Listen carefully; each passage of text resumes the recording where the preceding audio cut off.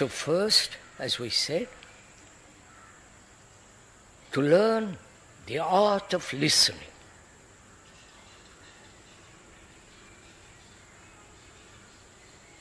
Listening to yourself,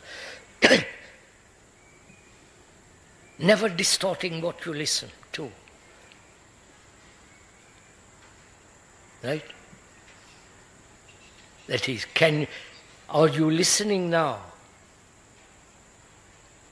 What the speaker is saying, or you are distorting what the speaker is saying to suit your own theories, conveniences, happiness, comfort, this or that. Or saying tradition has already said this. Which indicates that you're not listening. So first thing is to learn the art of listening. Not only to the speaker, which is unimportant, but listening to your wife, listening to your son, listening to your husband.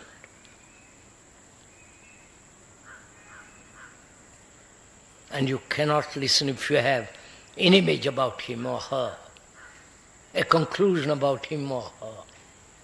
That will prevent you from listening. Right? Do it, sir. If you listen that way, your brain becomes extraordinarily sensitive, alert, active, which is not now.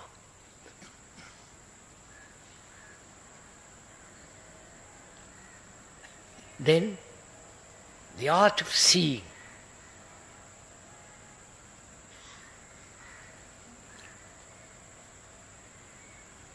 The seeing without the word.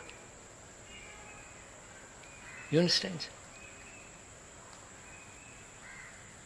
To see something like a flower and not name it. Because the word prevents you from seeing. You understand what? Come on, move, sir. That means the seeing implies not bringing previous memory in perception. Right? Then you don't see. If you want to see your wife or your husband as they actually are, do you want to see your wife or your husband actually? Without the image you have created about her or him? If you want to look, observe, see your wife, not the physical form, not the pleasure you have derived through sex, through intimacy, through comfort and all that, but to see her or him as it is purely. That's an art. Either you give, please listen, either you give time to learn the art, as you give time to learn language, and then when you give time to learn the art of seeing, what have you done? You haven't seen your wife at all.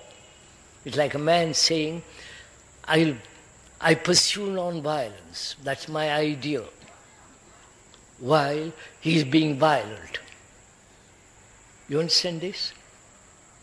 So, to see without time, that means without the previous conclusions, previous records. I wonder if you understand all this. This is necessary if you want to look into yourself, if you want to observe the whole psychological world of which you are, in which there is no guide. There is no priest, there is no psychologist, there is no psychotherapist. You are watching yourself. So you have to learn the art of listening to yourself. Do you see what it does? If you do it now, you see how your brain becomes extraordinarily supple, sensitive, active. And to see without the previous records that you have accumulated. Then memory is operating, not the optical clear observation, right? And also, one has to find the art of learning.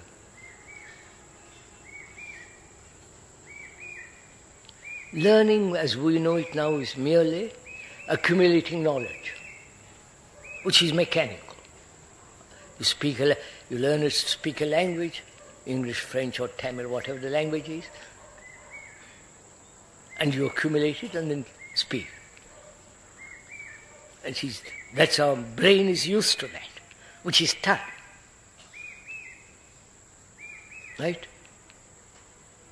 Is there a learning without time? You must say you don't. Which is seeing instantly. That is, look.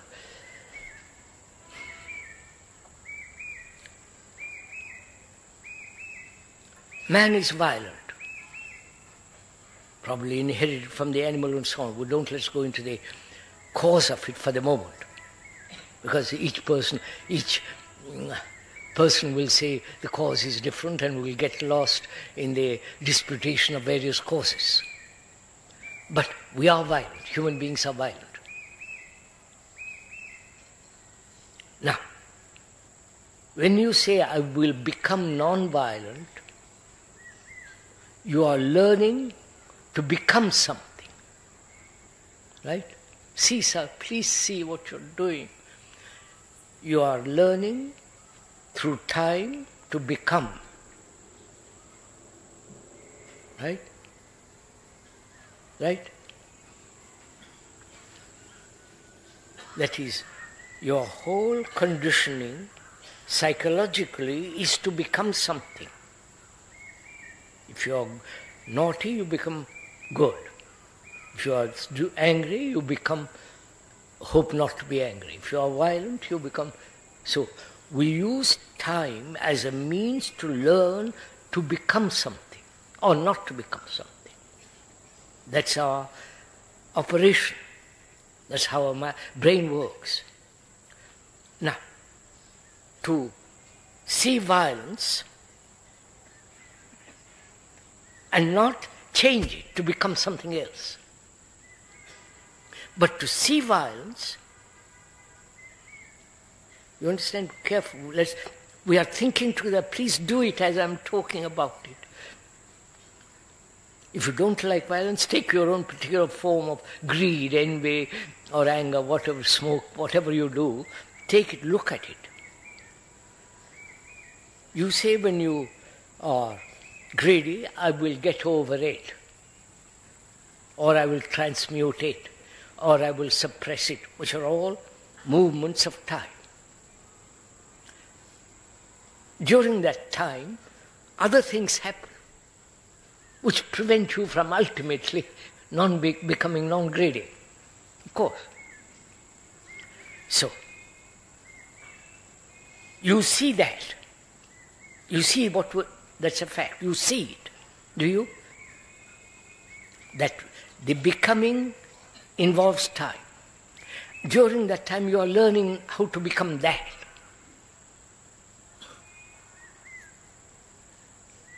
Which is, you are being computerized or programmed to become that.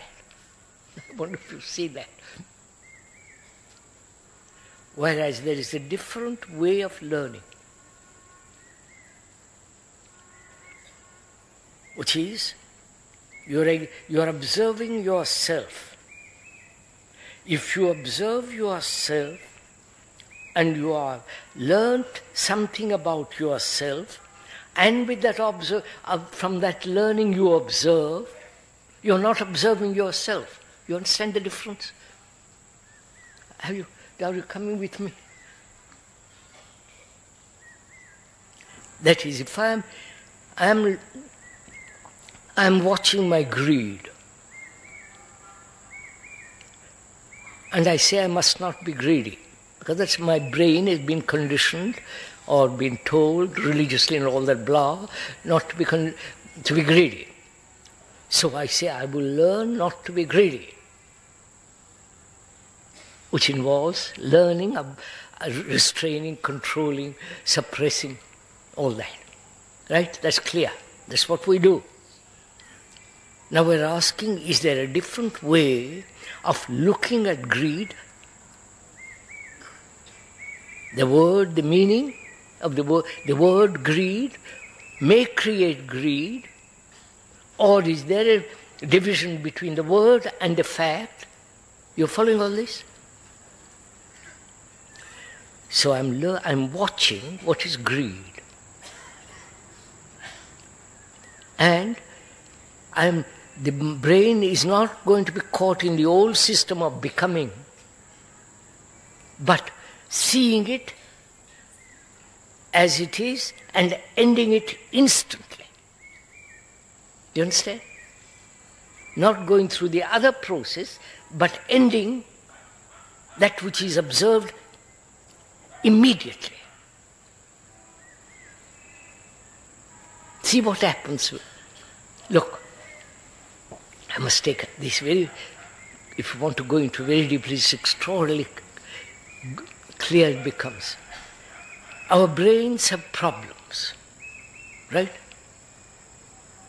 Sexual problems, relation problems, money problems, many problems. Our brains are filled with problems. Whether there is God, whether there is no God, what to believe, not to believe, and so on, so on, so on. Now, every problem, new problem arises, you try to solve it with all the problems that you have already. So you never solve problems, except technologically. Please understand this. Technological brain can solve problems. But our brains are psychologically so full of problems, any new problem becomes another problem to be added to the old problem.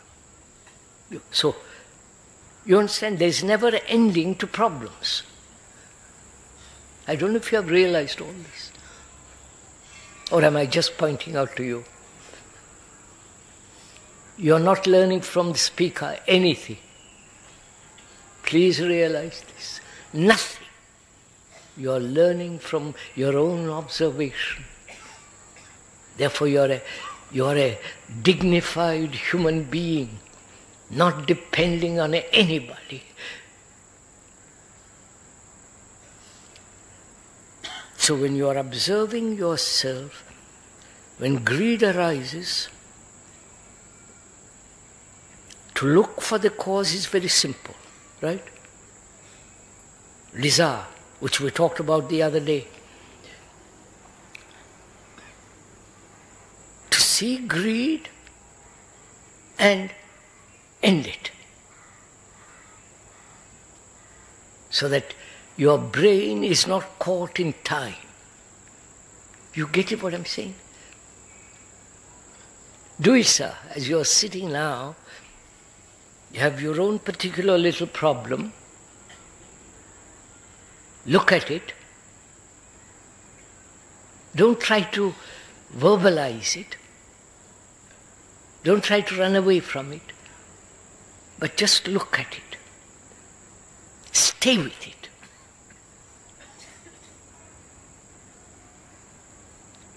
The moment you try to change it, you follow? You're caught in the time. But if you stay with it quietly without any movement of thought, you will see it is not. Right? So, there is the art of listening, the art of seeing, the art of learning. With that, you approach yourself. Right? You approach yourself, which is the whole psychological world. Because the computer has taken over everything you have. So you are watching yourself, which is watching the human consciousness, watching the human psyche. It's not your psyche, because wherever you go in the world, it doesn't matter where, human beings are suffering, right? Human beings have fear. Human beings are pursuing pleasure. Human beings are afraid of death. Human beings have no love. Right? So it's a common factor. Your psyche is the common factor. So you are the whole of humanity. You understand, sir? I know this is something probably new to you, therefore you're rebelling and resisting it. But if you just listen to it, you will see that's a fact for yourself. You may wear different name, different color, different stature, different manners, but deep down, psychologically, you're like the rest of mankind. Mankind that's lonely. Mankind that is frightened. Mankind that is longing to escape from itself and burdened with sorrow of 1,000 years. You are that. So you are the representative, you are the rest of mankind. You are mankind. So when we investigate, we are investigating not your particular little me, which is part also, but investigate into the whole psyche of man. Therefore there is nothing selfish. There is nothing to be saved.